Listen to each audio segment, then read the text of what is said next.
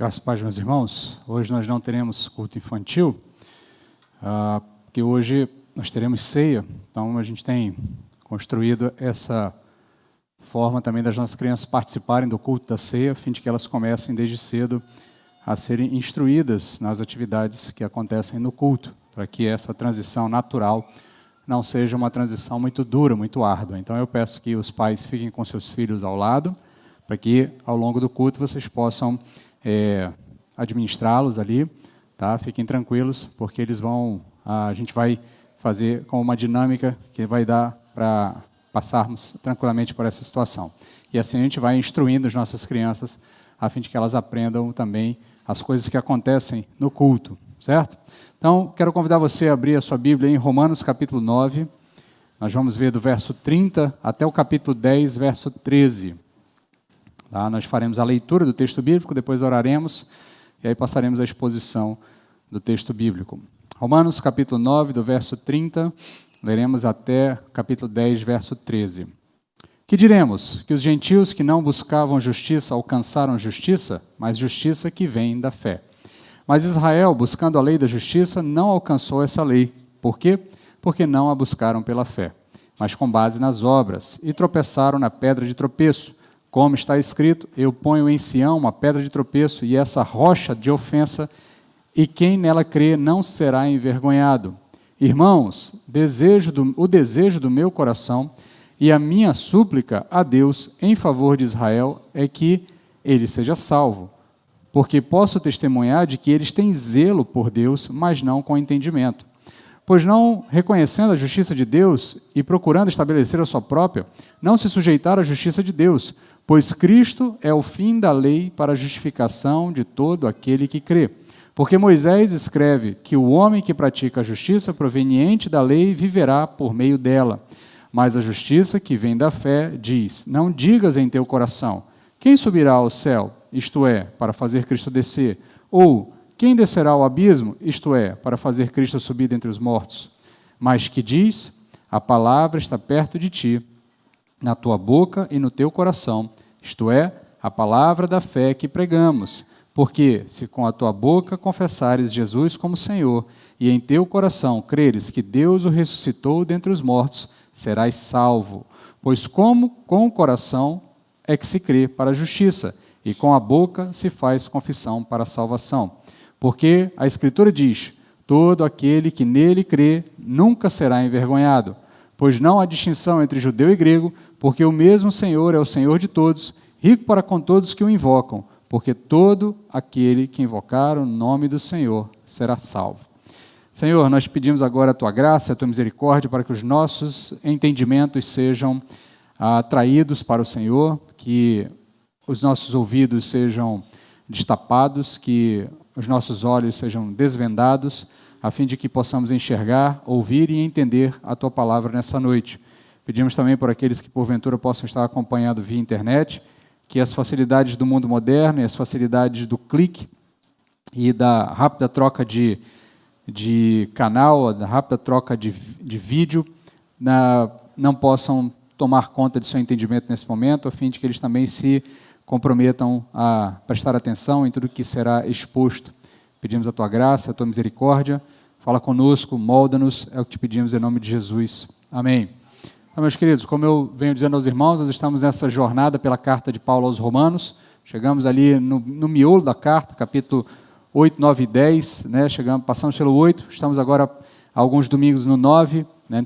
Entramos hoje no 10, ainda temos o capítulo 11 dentro desse miolo mais complexo, aí depois ele passa para uma fase mais prática, né? De conselhos práticos, mas eu quero que você entenda que ele está seguindo uma sequência de raciocínios, e isso é sempre importante você compreender, porque na medida em que você entende que o que ele está dizendo agora está ligado com o que ele disse anteriormente, fica mais fácil entender algumas frases e alguns versos, até mesmo alguns versículos que a gente decora sem compreender exatamente o porquê, embora tenham em si mesmo um peso e um valor muito importante para afirmarmos, como muitos dos que nós lemos nessa noite mesmo, esse trecho tem alguns textos bastante conhecidos, bastante decoráveis, né? Versos bastante decoráveis, mas o fato é que eles estão incluídos dentro de um contexto. E qual é o contexto imediato aqui? O apóstolo Paulo, desde o capítulo 9, ele fechou o capítulo 8 falando das belezas da salvação a partir desse poder que é o evangelho para a salvação de todo aquele que crê. E aí ele entra no capítulo 9 com uma nota de tristeza, uma nota dura, porque ele está olhando a sorte dos seus irmãos judeus, dos israelitas, que rejeitaram a Jesus. E aí, então, nesse processo, ele começa a responder eventuais questionamentos sobre qual é a sorte de Israel, o que está acontecendo com os judeus ou o que acontecerá com os judeus diante do fato notável ali naquele momento de que os judeus, de uma maneira geral, rejeitaram Jesus, o Messias. E aí surgem alguns problemas que o apóstolo Paulo está tentando resolver. O primeiro problema, nós vimos há alguns domingos, é que se a salvação é por meio da fé em Jesus Cristo, sua obra, os judeus que rejeitaram Jesus, certamente, consequentemente, estariam perdidos, não estariam salvos.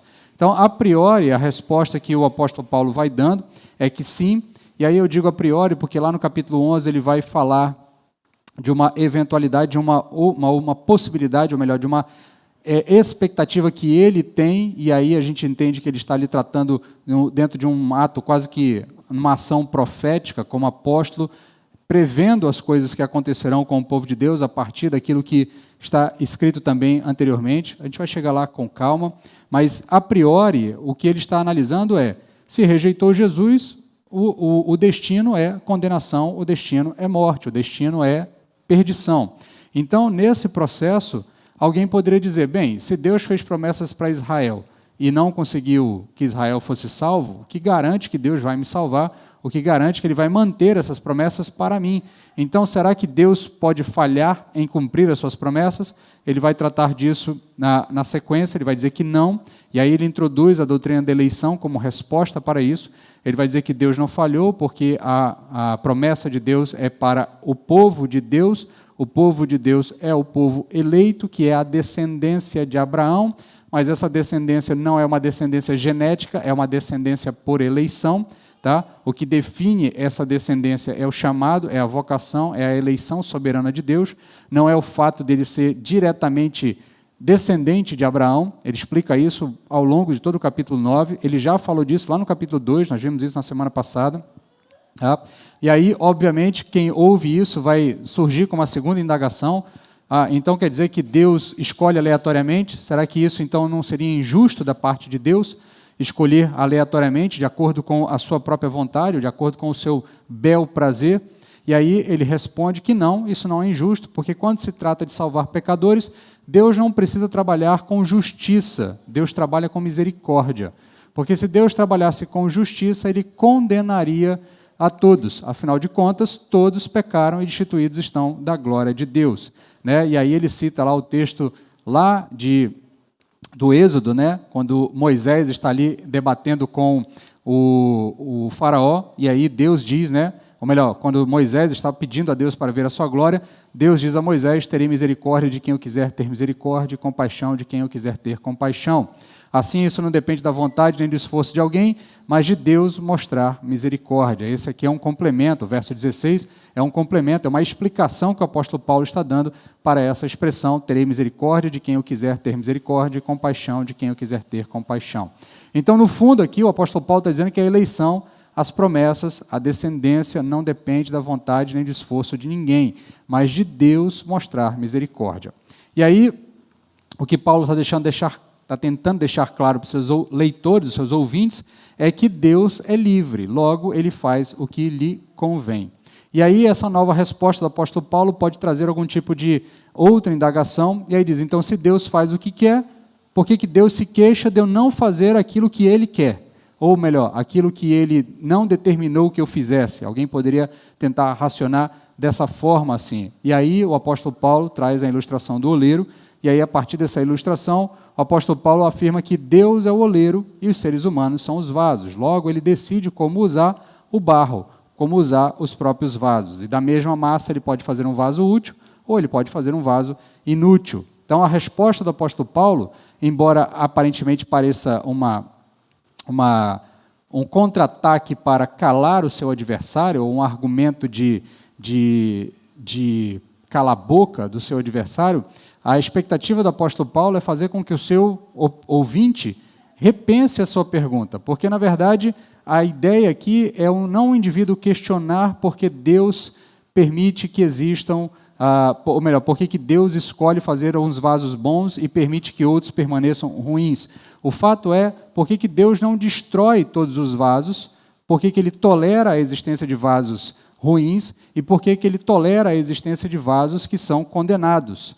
E aí a resposta seria que Deus tolera esses vasos, enquanto fazia da mesma massa outros vasos que seriam esses sim, vasos bons, vasos onde Ele demonstraria a sua misericórdia e a sua graça.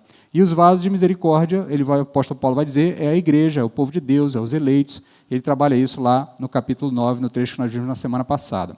Então, novamente, a pergunta a ser feita não é porque Deus se queixa, mas porque Deus suportou pecadores para que pudesse outros serem redimidos. E aí foram as perguntas, as indagações que nós fizemos na semana passada.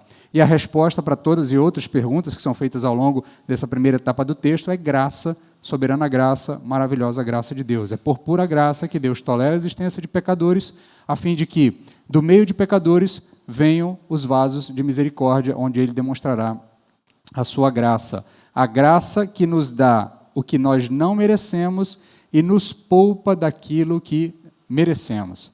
E aqui são conceitos que volta e meia vocês vão ouvindo pregadores dizendo e a gente acaba decorando e esquece do real sentido delas.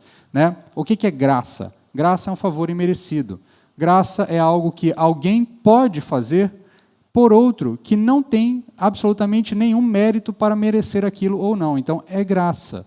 E graça também, ela anda de mãos dadas com a misericórdia, porque a misericórdia é não dar a alguém aquilo que ele de fato merece.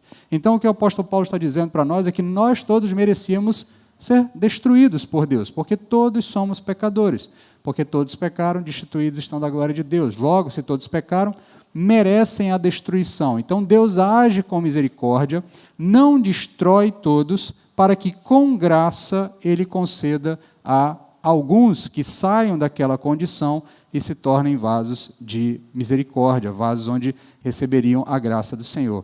Então, nesse processo, a soberania divina é amplamente trabalhada nessa primeira parte do capítulo 9, ou melhor, em boa parte do capítulo 9, e aí agora, no finalzinho do capítulo 9 e no capítulo 10, o apóstolo Paulo vai trabalhar o outro lado da moeda, porque o texto bíblico trabalha com dois conceitos e eu preciso que você entenda isso de maneira muito tranquila, tá? Embora eles aparentemente sejam contraditórios. A Bíblia afirma que Deus é livre para fazer o que quer e Ele faz o que quer, ninguém frustra os seus planos, a sua vontade será realizada, mas ao mesmo tempo a Bíblia diz que todos nós somos responsáveis por absolutamente todas as nossas decisões. Ninguém vai para os céus arrastados ou vai para o inferno empurrado contra a vontade. O texto bíblico é muito claro em dizer que o ser humano é responsável por suas ações, pelas suas escolhas. Então ninguém rejeita Jesus Cristo porque foi predestinado para rejeitar Jesus Cristo. As pessoas rejeitam a mensagem do Evangelho porque querem rejeitar a mensagem do Evangelho. E isso está em consonância com a natureza caída do indivíduo, do ser humano. Então ninguém é obrigado por Deus a rejeitar a mensagem do Evangelho. Quando se fala de soberania divina, muitas vezes as pessoas tendem a achar, a interpretar dessa forma. Então quer dizer que quem vai para o inferno vai porque Deus obrigou ele a ir para o inferno? Não, ninguém vai para o inferno porque Deus obrigou alguém a ir ao inferno. As pessoas vão ao inferno porque quiseram ir ao inferno, porque escolheram rejeitar a mensagem de Cristo. E é isso que nós vamos ver nesse trecho hoje. Ele vai mostrar claramente que os judeus tinham acesso a essa mensagem e escolheram rejeitar essa mensagem, e por isso são responsabilizados. Então, nesse sentido, a soberania divina ela não anula a responsabilidade humana, elas são basicamente dois lados de uma mesma moeda, elas andam em conjunto e o texto bíblico as afirma em comum da mesma forma. E aí, ainda que você possa, ao longo do texto bíblico, ver trechos separados, onde a soberania divina é exaltada, em outros trechos a responsabilidade do homem é exaltada, aqui você tem um caso clássico onde o mesmo autor, na mesma carta e na mesma sequência de raciocínio, afirma a soberania de Deus e logo na sequência afirma a responsabilidade humana. E é esse aspecto que ele vai trabalhar logo ao longo do capítulo 30, finalzinho do capítulo 9 e o início do capítulo 11. Todo esse contexto que ele está sendo trabalhado aqui, ele vai reverberar ao longo do capítulo 10 e do capítulo 11, e o ponto aqui é a incredulidade de Israel e como ele está sendo responsabilizado pela sua incredulidade. Tudo aqui gira em torno do meio escolhido pelos judeus para alcançar a justificação. Houve uma escolha deliberada do povo, de uma maneira geral, escolheram seguir um caminho, escolheram uma forma de religião. E aqui eu quero chamar a sua atenção porque eu entendo, e aí as lições que eu quero tirar do texto para trabalhar com os irmãos, eu entendo que o apóstolo Paulo nos chama a atenção para 3 tipos de religião aqui. 3 tipos de religião. 2 tipos que são ligados, um é consequência do outro, e uma terceira opção que seria uma via oposta, uma resposta a essas 2 primeiras opções. Então, a religião escolhida pelos judeus definiu a sorte deles, e é isso que o apóstolo Paulo está analisando, e a partir da experiência deles, nós vamos tirar lições para as nossas vidas e vamos aprender o que é, de fato, como nós podemos, de fato, tomar uma boa decisão em relação a essa mensagem que nos é apresentada. Então, primeiro o apóstolo Paulo fala da religião da autojustificação. Quero reler com você o verso 30 e até o verso 32. Que diremos? Que os gentios que não buscavam a justiça alcançaram a justiça, mas justiça que vem da fé.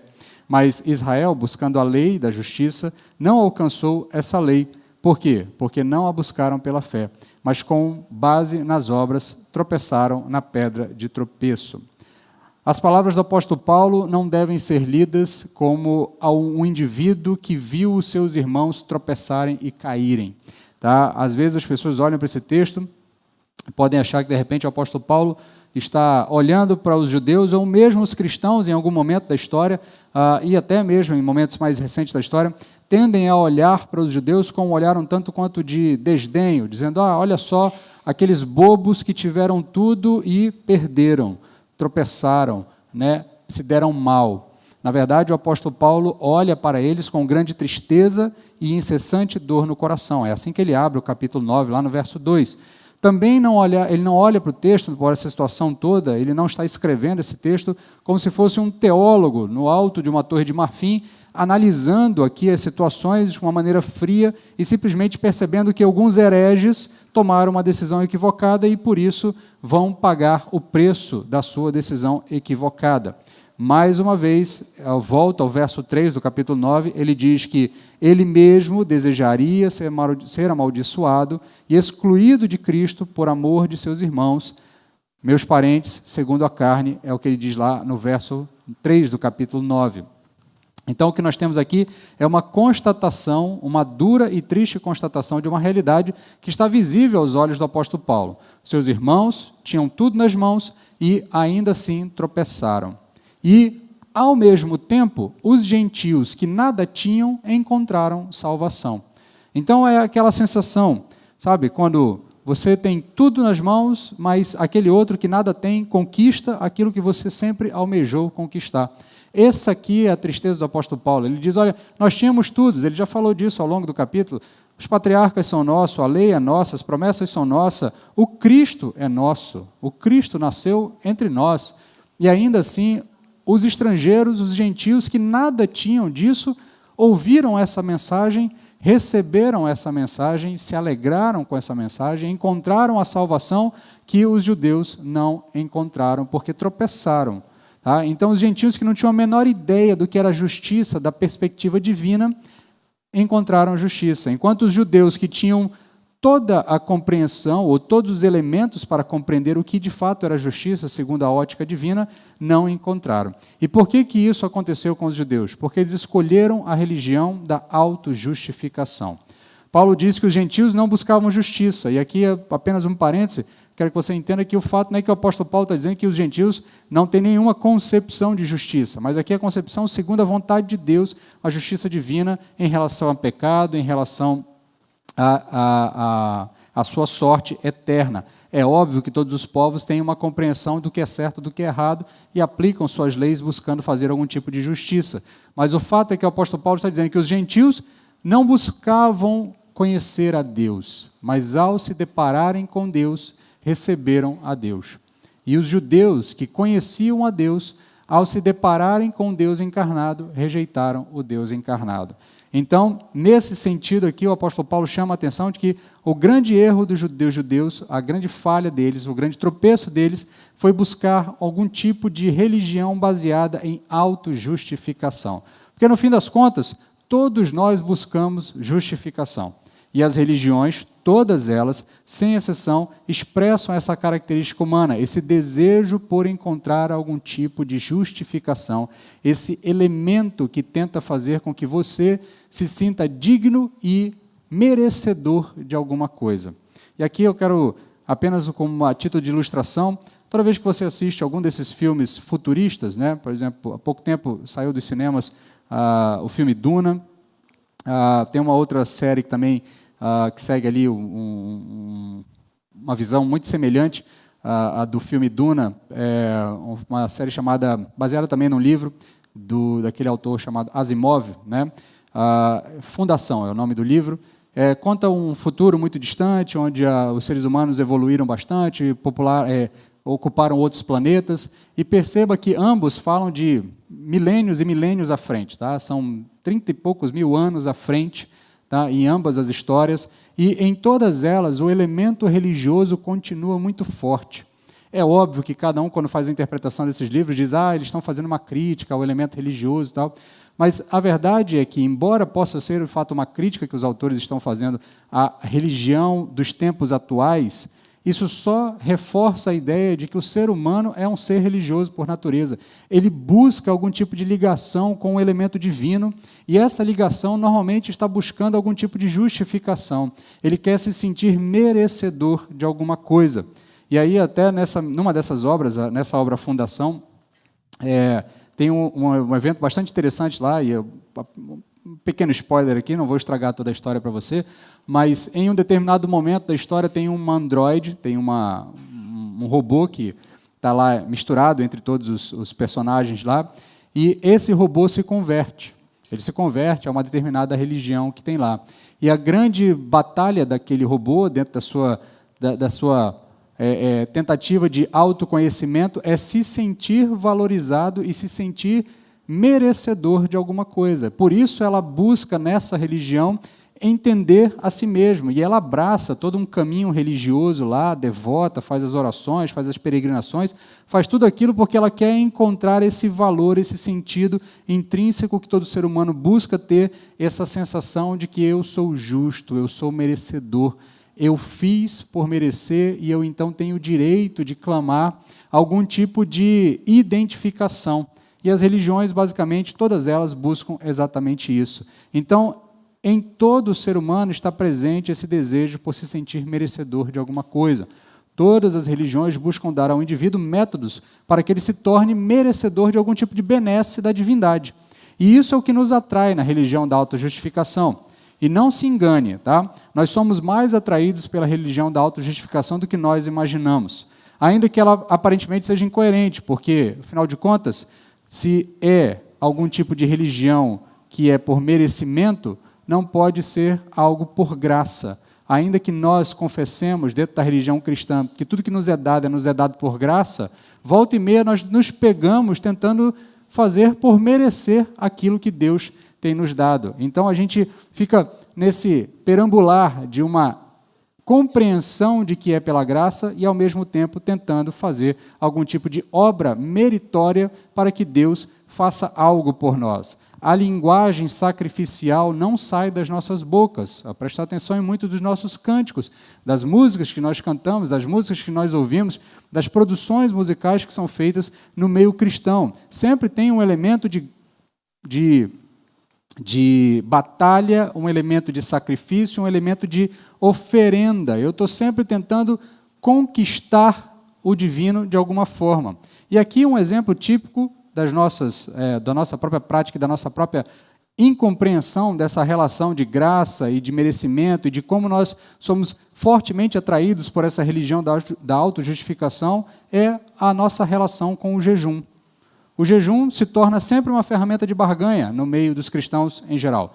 99,99999% dos crentes, por mais que não afirmem exatamente isso, quando fazem jejum, estão tentando usar uma espécie de carta última, uma espécie de última cartada, né? E aí, de repente, o raciocínio poderia ser tido da seguinte forma: o indivíduo está em crise, aí ele começa a orar. Se ele ora e não resolve, aí ele vai para a igreja. Se ele ora, vai para a igreja e não resolve, então ele começa a ler a Bíblia. Aí ele ora, vai para a igreja, lê a Bíblia e não resolve, aí ele jejua. Entendeu? Aí ele vai para a cartada última. Porque, no fim das contas, a gente acha que o jejum é uma forma de mostrar para Deus que eu sou merecedor daquela benesse que Ele vai me dar, daquela benesse que eu estou pedindo que Ele me dê. Então, eu tento convencê-lo da minha própria justiça, a minha autojustificação. Então, nesse sentido, a gente tenta se humilhar diante do Senhor para provar para Ele que nós somos merecedores, e aí então Ele vai ouvir. O jejum nunca é utilizado por nós como uma ferramenta de disciplina, para a qual ele foi introduzido no meio da vida cristã. O jejum deveria ser algo que nós deveríamos utilizar para disciplinar o nosso corpo. Certamente você nunca pensou da seguinte forma: estou tendo problemas com uma determinada área na minha vida. Estou, de repente, gastando demais. Estou tendo dificuldades com o gerenciar dos recursos que Deus me deu. Então, vou fazer jejum. Vou fazer jejum, e aí o jejum não é só do iFood, tá? Para você gastar menos com iFood. É o jejum para que você ensine ao seu corpo que o que importa mais é fazer a vontade de Deus do que atender às minhas necessidades. É você mostrar para o corpo que nem só de pão o homem viverá.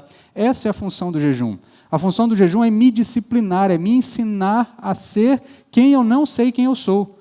Não, a me ensinar a ser quem eu não sei saber quem sou, no sentido de que eu não sei ser servo, então eu tenho que disciplinar o meu corpo, a fim de que ele aprenda a ser como servo. Então, pelo contrário, o jejum acaba se tornando uma espécie de prova última. E eu peguei o exemplo do jejum aqui só para que você veja como nós, mesmo na nossa caminhada de fé, nós estamos sempre ali transitando, buscando uma espécie de autojustificação, porque nós paqueramos com a religião da autojustificação. E, em certo sentido, esse é o problema dos judeus. Eles vão distorcendo aquilo que lhes é dado, e, ao distorcerem o que lhes foi dado, eles saem de uma religião que esperava justificação, que vinha de Deus, para um sistema onde eles mesmos promoviam a sua própria justificação. Buscavam a justificação com base em obras. É isso que o apóstolo Paulo afirma aqui. O problema da justificação por obras é que, para que ela dê certo, é necessário que nossos esforços sejam equivalentes ao prejuízo que nós causamos. Se considerarmos que estamos tentando justificar os nossos pecados, então das duas uma, tá? Ou reduzimos a importância dos nossos pecados, ou reduzimos a ofensa gerada pelos nossos pecados. Porque se nós tentamos, por meio da autojustificação, tentar mostrar para Deus que, de fato, nós somos merecedores de alguma coisa, das duas uma. Ou nós reduzimos a importância do nosso pecado, ou nós reduzimos a ofensa gerada pelos nossos pecados. Se nós reduzirmos a importância dos nossos pecados, nós precisamos mudar a percepção sobre o pecado, concluindo que eles não são tão ofensivos assim. E, portanto, um esforço nosso alcançaria algum tipo de mérito diante de Deus, que seria então viável para a justificação. Daí vem aquela ideia das boas ações, tá? Então eu faço algumas boas ações, eu faço algumas oferendas, eu passo por algumas penitências, eu passo por algumas provações, e com isso eu vou garantindo que o meu pecado vai sendo resolvido, diluído, eu vou pagando esse pecado, mesmo que seja um pagamento à prestação, ainda que eu vá quitando de pouquinho em pouquinho isso por meio das minhas obras. E aí eu vou acumulando aqueles méritos até que o momento eu chego a quitar a situação por um todo. O problema disso é que, para que eu consiga alcançar esses méritos em vida, até mesmo na pós-morte, eu vou ter que diminuir o meu pecado. Ele não vai poder ser tão grande quanto ele é, como a Bíblia diz que ele é. Então, se a Bíblia diz que ele é um pecado que ofende um Deus eterno e um pecado enorme, impagável por mim, se eu tento pagá-lo por obras, eu tenho que reduzir ele, eu tenho que fazer com que ele seja menor, eu tenho que diminuir a importância dele. E aí, junto com isso, vem aquela ideia de que a gente vai acumulando algum tipo de benesses. Aí pode surgir na sua mente algum tipo de pensamento assim: ok, eu pequei, mas ao mesmo tempo eu faço coisas boas, eu sou um bom pai, eu sou um bom marido, uma boa esposa, uma boa mãe, então isso deve contar como se fosse uma espécie de atenuante diante de Deus dos meus pecados. De qualquer forma, nós não encaramos o pecado como ele é, a causa da nossa morte. É isso que o texto bíblico diz sobre nós. A outra opção seria, então, redefinir a ofensa sentida pelo ofendido em relação aos nossos pecados. E aí começa a ideia de que talvez Deus não tenha ficado tão ofendido com o que eu fiz. Talvez eu esteja exagerando, ou talvez o pastor esteja exagerando. Talvez Deus não seja assim tão irado. Talvez Deus seja mais amor do que justiça. Talvez Deus, como é amor, no fim das contas, ele vai relevar tudo. Ele vai passar a mão por cima de todo mundo e vai dizer assim: não, vamos todo mundo para o céu porque o céu é melhor.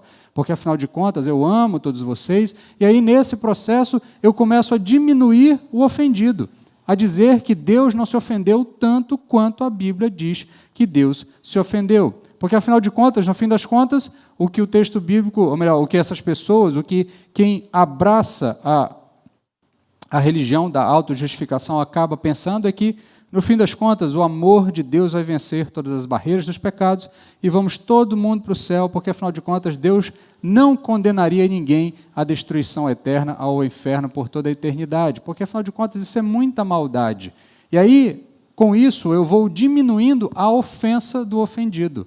Então, Deus, para mim, não se ofendeu tanto quanto tanto quanto a Bíblia diz que ele se ofendeu. Por esse caminho, nós não encaramos o ofendido como ele realmente é, um Deus santo. E aí aqui eu quero parafrasear uma frase que tenho trabalhado com os irmãos que estão fazendo o curso Quando Pecadores Dizem Sim, os casais da igreja. Nós estamos nos reunindo às segundas-feiras para estudar o livro Quando Pecadores Dizem Sim. Uma frase que ele cita, que é de um pastor chamado Thomas Watson, o autor do livro, Dave Harvey, cita, ele diz o seguinte: enquanto o pecado não for amargo, a justiça não será doce. Aqui eu estou adaptando a frase da mesma forma como a autora faz uma adaptação no livro. Então, enquanto nós não entendemos que o pecado é amargo, como ele deve ser encarado, a justiça de Deus não será doce para nós. Então, nós precisamos compreender que a autojustificação, o problema da autojustificação é que eu tenho que fazer arranjos, eu tenho que fazer mudanças no quadro geral para que ela possa dar certo. Esse é o problema da religião da autojustificação. Nós precisamos constantemente fazer arranjos para que ela dê certo, porque qualquer um desses caminhos, seja diminuindo a importância do meu pecado, ou seja, diminuindo a ofensa do ofendido, eles se mostram insuficientes para resolver a equação. E aí a gente passa a reinterpretar, ignorando os sinais e os fatos, para que nós possamos criar o ambiente necessário onde a autojustificação seja possível. É exatamente isso que aconteceu com os judeus. Veja só o texto aqui de Deuteronômio, capítulo 8, verso 17 e verso 18. Moisés falando com o povo, já às portas da entrada da terra prometida, e ele então vai especificando ali as palavras de Deus para o povo, e lá Moisés diz o seguinte, verso 17 e 18 do capítulo 8 do livro de Deuteronômio: portanto, não digas no teu coração, a minha força e a fortaleza da minha mão adquiriram para mim estas riquezas. Pelo contrário, tu te lembrarás do Senhor, teu Deus, porque Ele é quem te dá forças para adquirires riquezas, a fim de confirmar a sua aliança que jurou a teus pais, como acontece hoje. Mais para frente, lá no capítulo 9, verso 4 e verso 5, esse é um discurso bem longo, começa lá no capítulo 8, vai quase até o capítulo 10. Então, lá no capítulo 9, Moisés continua tratando para o povo, levando as palavras de Deus, e aí diz o seguinte, capítulo 9, verso 4 e 5. Depois que o Senhor teu Deus os tiver expulsado diante de ti, os povos que ocupavam aquela terra, não digas no coração, por causa da minha justiça que o Senhor me introduziu nesta terra para dela tomar posse. porque é pela culpa destas nações que o Senhor as expulsa da tua frente. Não é por causa da tua justiça nem da retidão do teu coração que entras na terra delas para possuí-la, mas é pela culpa dessas nações que o Senhor teu Deus as expulsa da tua frente, para confirmar as palavras que o Senhor teu Deus jurou a teus pais Abraão, Isaque e Jacó. Então, desde o início, os israelitas, o povo de Israel, os judeus, nunca tiveram algum tipo de garantia de que era pelos seus méritos. Sempre foi ação da graça de Deus na vida do povo. A conquista da terra era ação na graça da vida era a graça de Deus na vida do povo. E mesmo assim, eles vão reinterpretando esses fatos, reinterpretando esses eventos, para chegarem à conclusão de que talvez agora, pelo fato de eles serem filhos de Abraão, Deus tem algum tipo de débito para com eles. E aí, eu volto a lembrar aos irmãos um trecho que eu já li com os irmãos há 2 mensagens atrás, onde João Batista está ali enfrentando os fariseus e está dizendo exatamente isso. Não me venham com essa história de que vocês são filhos de Abraão.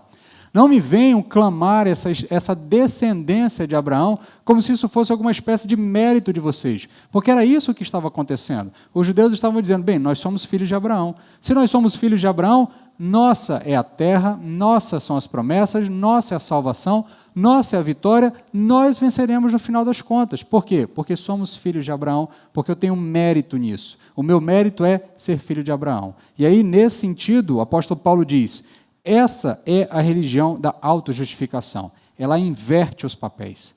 Esse é o problema da religião da autojustificação. Eles invertem os papéis. Deus passa a ser o credor e eles passam a ser aqueles que têm algum tipo de crédito para com Deus. Eles passam a ser alguém que tem algum tipo de ascendência a Deus. Deus passa a ser o devedor e eles passam a ser os credores. Ao invés deles deverem a Deus, por terem recebido a terra, por terem recebido as benesses, por terem recebido a bênção, a aliança, não, eles transformam Deus em uma espécie de devedor deles, pelo simples fato de que Deus prometeu a Abraão, logo, eu sou filho de Abraão, prometeu a descendência, Deus tem que resolver a minha vida e o meu problema. Esse é o problema da religião da autojustificação, ela inverte os papéis, o vaso se sente no direito de ser oleiro e o oleiro passa a ser o vaso. A criatura questiona o Criador. É isso que ele tratou no trecho anterior que nós vimos na semana passada. E a justiça divina não se torna atraente, mas a minha visão de justiça divina é que me atrai. Por isso que a religião da autojustificação, naturalmente, ela migra para um outro modelo de religião. É a religião do autoengano. E aí eu quero convidar você a ler o verso 1 ao 3 do capítulo 10. Eu pulei um verso, vou lê-lo posteriormente, tá? Mas eu quero deixar para depois o último verso do capítulo 9. Mas o texto diz o seguinte, irmãos, o desejo do meu coração e a minha súplica a Deus em favor de Israel é que ele seja salvo, porque posso testemunhar que eles têm zelo por Deus, mas não com entendimento, pois não reconhecendo a justiça de Deus e procurando estabelecer a sua própria justiça, não se sujeitaram à justiça de Deus. Naturalmente, na busca por autojustificação, nós necessariamente embarcaremos na religião do autoengano. Esse é o caso dos judeus, e é o caso deles, tanto de qualquer outro tipo de religião que seja distinta da religião realmente apresentada por Deus. Então, o autoengano, ele vem muitas vezes travestido de zelo. E aqui é óbvio que a gente precisa entender que o zelo não tem nada a ver com algo ruim por natureza. A Bíblia diz que Deus é um Deus zeloso. A Bíblia diz que nós devemos ser zelosos quanto a algumas coisas. Mas o fato aqui é que esse zelo dos judeus, ele na verdade é apenas uma capa para o autoengano que eles estão gerando para eles mesmos. Então, de uma maneira geral, Deus apresenta-se ao povo, explica tudo para eles, e eles, deturpando aquilo que Deus apresentou para eles e criando uma estrutura de zelo para proteger a deturpação que eles mesmos criaram, eles vão criando essa estrutura de autoengano, porque zelo separado de conhecimento é autoengano. É possível você ser uma pessoa zelosa na sua vida religiosa, na sua relação com a divindade. Contudo, se esse zelo não estiver associado a uma razão, a um telos, é só mais uma maneira de você tentar autojustificação. E aí eu quero chamar a sua atenção nesse momento, porque, pensando nisso, de que adianta você vir à igreja se você não sabe por que você vem à igreja?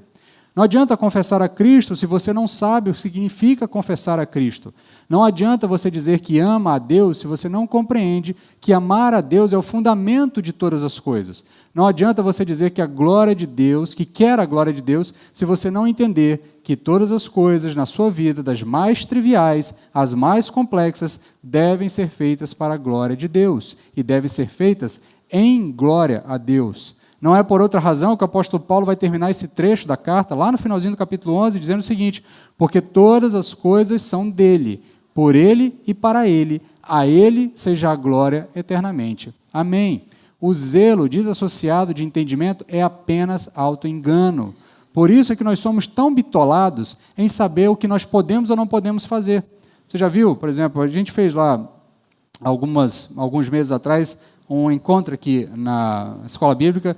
Eu franqueei a palavra aos irmãos e deixei todo mundo perguntar o que queria perguntar. E volta e meia, 90% das perguntas são do tipo: pode fazer isso ou não pode fazer aquilo? Devo fazer isso ou não devo fazer aquilo? É lícito fazer isso ou, ou não é lícito fazer? Nós somos bitolados nisso porque, no fim das contas, nós queremos criar uma espécie de gabarito. E com esse gabarito eu vou marcando X em tudo que eu vou me encaixando corretamente, para no fim das contas eu olhar, beleza, cumpri todas as metas. Se eu cumprir todas as metas, então eu estou dentro. Passei, estou aprovado, eu sou merecedor. E se eu sou merecedor, então ninguém vai me tirar dessa situação. No fim das contas, nós estamos procurando autojustificação. No fim das contas, nós estamos procurando autojustificação e por isso nós auto-enganamos a nós mesmos. Então é puro auto-engano. Zelo desassociado de conhecimento é puro auto-engano. É óbvio que você precisa ler a Bíblia todos os dias, é óbvio que você precisa orar todos os dias, é óbvio que você precisa congregar com frequência e assiduidade. Contudo, qual é a razão que te leva a fazer essas coisas? Por que é que você vem à igreja? Porque você ama aquele que morreu para salvar a igreja?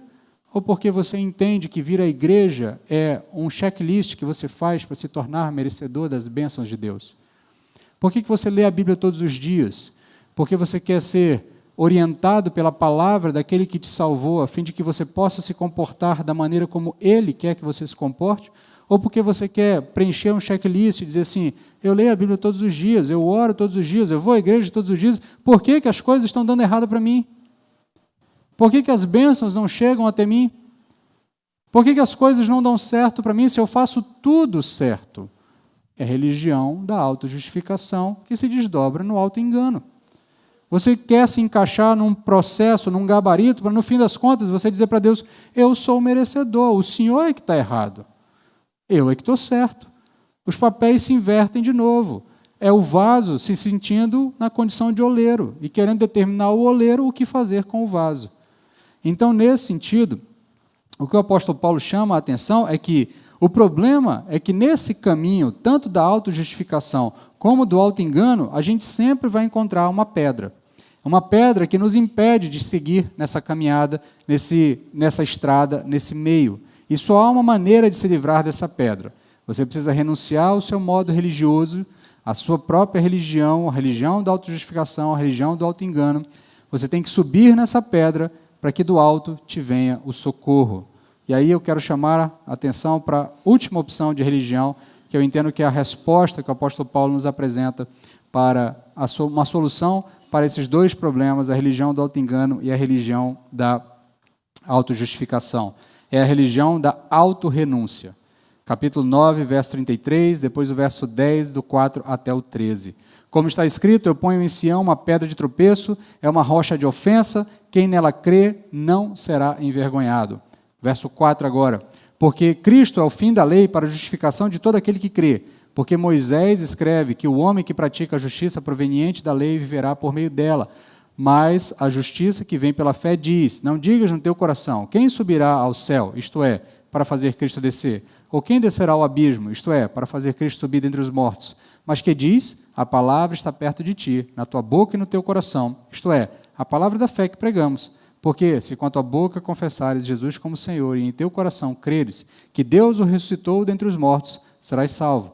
Pois com o coração é que se crê para a justiça e com a boca que se faz confissão para a salvação.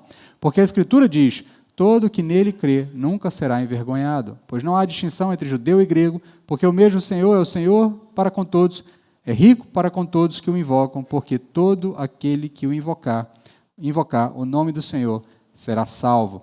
Então, como resposta às duas opções de religião anterior, Paulo oferece a religião da autorrenúncia, a religião da fé.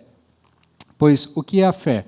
Senão renúncia do controle, a entrega do controle nas mãos de quem é capaz de fazer alguma coisa. Eu sempre digo aos irmãos, você precisa entender o conceito de fé, porque nós somos estimulados constantemente a achar que fé é força de vontade, como se fosse uma espécie de autoprovação. Eu provo para o mundo que eu vou conseguir as coisas. Daí vem aquelas frases típicas de concursos públicos e preparatórios para essas coisas, né? Força, foco e fé. Né? Como se você tivesse que fazer vontade, força de vontade, você vai conseguir as coisas. Pensamento positivo, vai dar tudo certo. Se você fizer o seu papel, as coisas vão acontecer. E aí você confunde isso com fé. Fé é renúncia. Fé é abrir as mãos e dizer assim, eu não tenho nada, alguém precisa me socorrer. Eu não posso fazer nada, alguém precisa fazer algo por mim. Fé é reconhecer que nós nada somos. Fé é chegar à conclusão de que eu não tenho a menor chance de me justificar. Eu preciso que Cristo me justifique.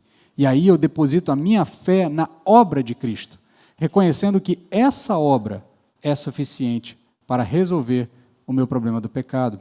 Então, fé em Cristo Jesus é crer que Ele pode resolver a minha situação do pecado. É renunciar às minhas forças e tentativas de resolver por conta própria e de merecer a solução. No caso do texto, o apóstolo Paulo afirma lá no final do capítulo 9, ele diz que a religião da autojustificação judaica tropeçou em uma pedra, Cristo Jesus. Pois, no caso específico deles, e também no nosso caso, se nós abraçarmos a religião da autojustificação, a existência de um Cristo que morre em sacrifício pelo seu povo é a prova cabal que não há mérito nenhum nas minhas tentativas fúteis pela própria justificação, pelas minhas próprias forças em encontrar justificação para os meus pecados.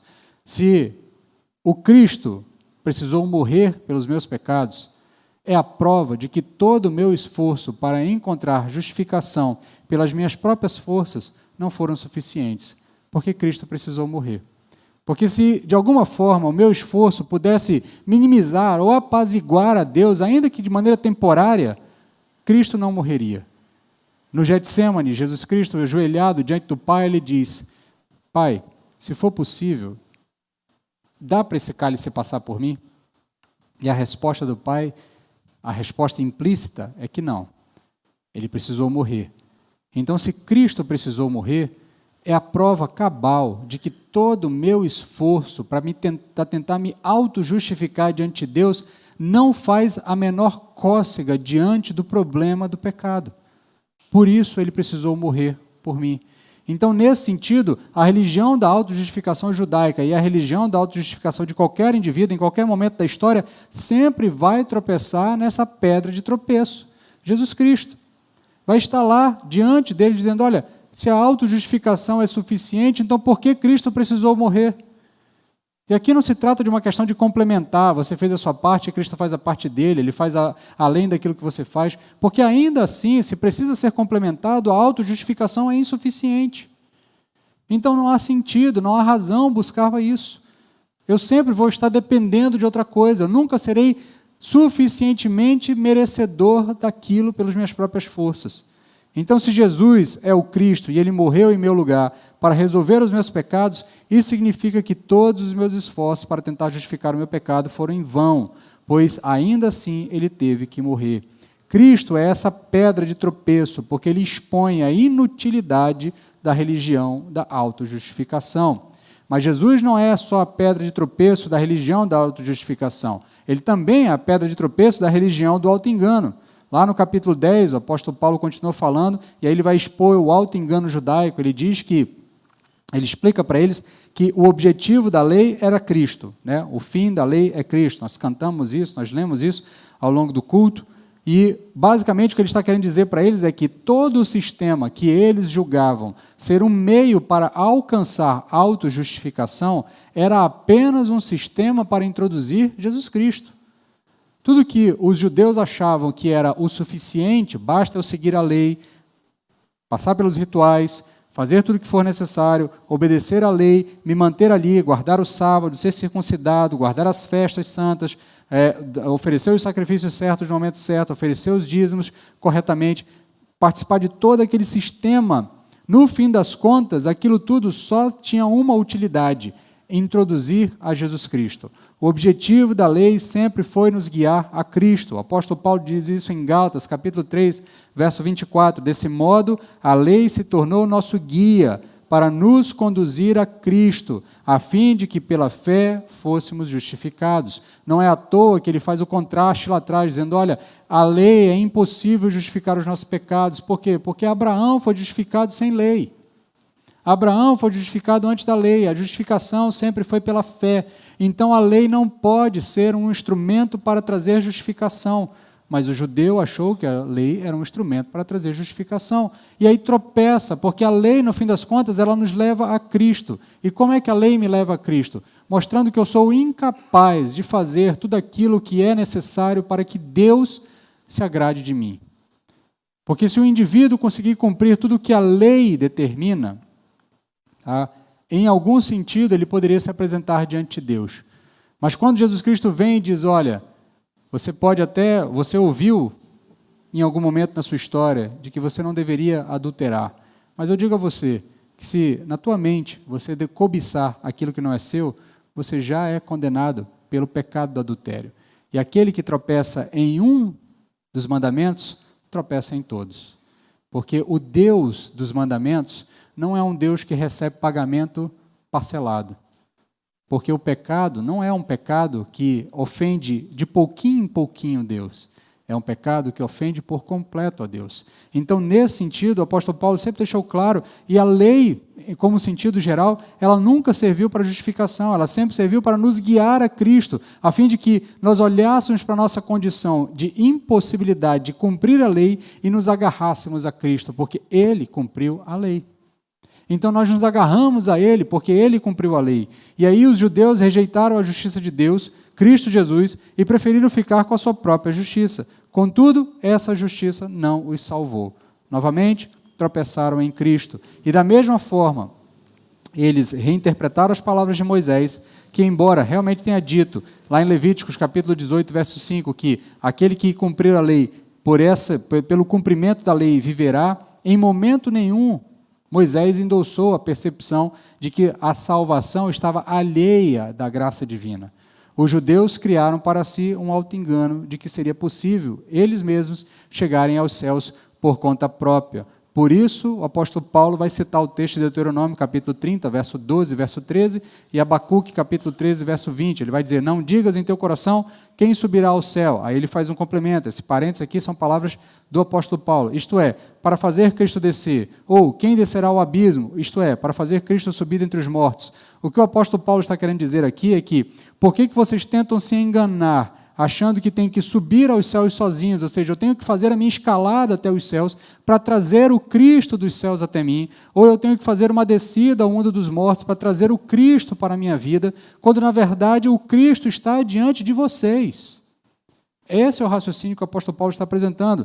Tanto é que ele vai dizer, no verso seguinte, ele vai citar Deuteronômio, capítulo 30, verso 12 e 14. Ele vai dizer, mas o que diz? A palavra está perto de ti, na tua boca e no teu coração. Isto é, a palavra da fé que pregamos. Cristo estava perto dos judeus. Cristo está perto de nós. A ideia aqui, que ele está falando de boca e coração, é um paralelo com ação e cognição. Cristo está perto de ti, na tua boca e no teu coração. Ou seja, a palavra está perto do seu conhecimento, a palavra está perto da sua possibilidade de confissão, a palavra está perto de você.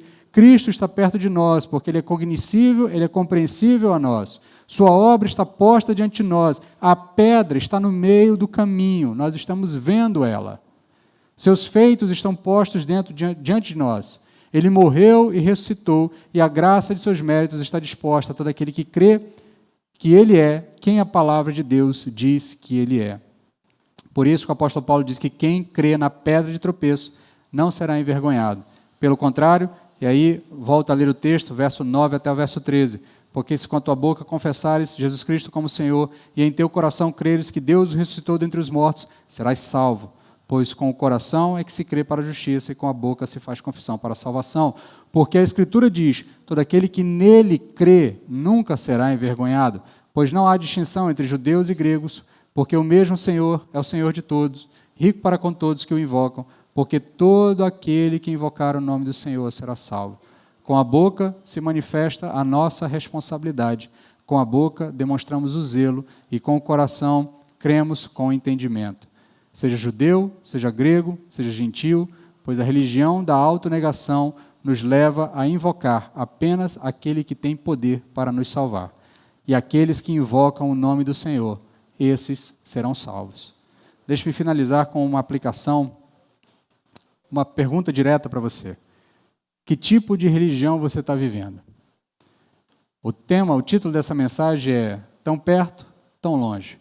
Porque às vezes a gente está tão perto, mas a gente ao mesmo tempo está tão longe. Às vezes a gente está tão perto, a palavra está ali perto da gente, mas a gente vai reformulando as coisas, a gente vai reorganizando as coisas para encaixar dentro daquele auto-engano que a gente quer.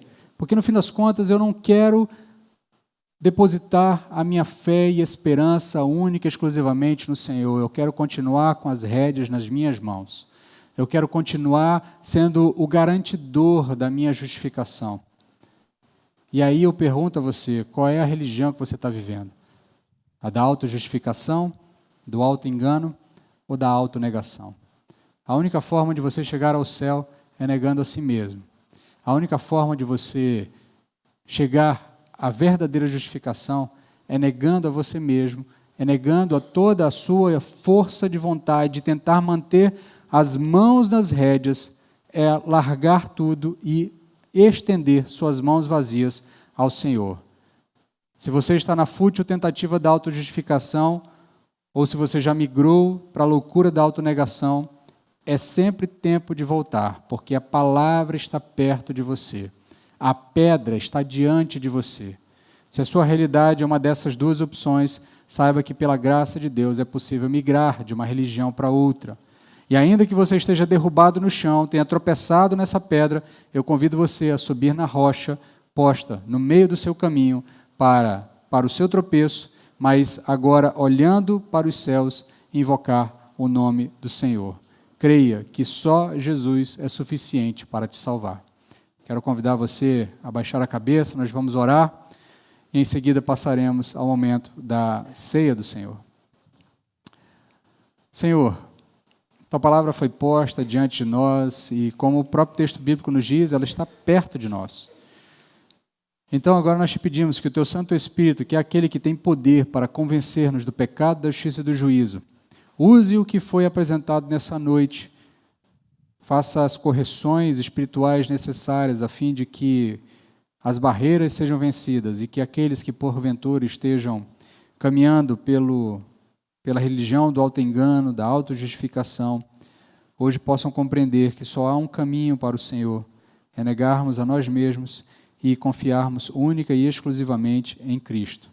Tua palavra nos garante que aquele que confessa com a boca e crê com o coração, e aqui não apenas um ato mecânico, mas a ideia de uma junção de ação e compreensão.